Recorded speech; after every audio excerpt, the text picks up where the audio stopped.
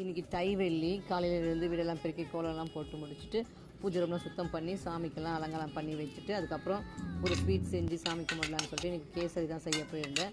கேசரிக்கு ரவையை வறுத்து வச்சுட்டு அதுக்கப்புறம் கேஷ்நட்டு ப்ளம்ஸு இது வறுத்து தனியாக எடுத்துக்கிட்டு அப்புறம் அதே கடாயில் தண்ணி ஊற்றி ஒரு கப்பு ரவைக்கு ஒரு 2 கப்பு தண்ணி ஊற்றிட்டு அந்த தண்ணி நல்லா கொதிச்சதுக்கப்புறம் ஃபுட் கலர் கலந்துட்டு ஏலக்காவை தட்டி போட்டு அப்புறம் வறுத்து வச்சுருக்கிற ரவையை அதில் கொட்டி நல்லா கலந்து லேசாக கலந்து விடணும், கட்டி இல்லாமல் கலந்து விட்டுறோம்.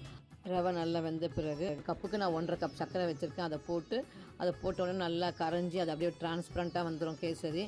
அதுக்கப்புறம் நல்லா கொஞ்சம் கெட்டியாக அதுக்கப்புறம் ஸ்டவ்வை ஆஃப் பண்ணிவிட்டு வறுத்து வச்சுக்கிற கேஷ்நட்டு அது மேலே தூவிட்டு நான் கேசரி இறக்கிட்டேன். இப்போ இதை கொண்டு போய் சாமிக்கு படைச்சி சாமி கும்பிடலாம் வாங்க.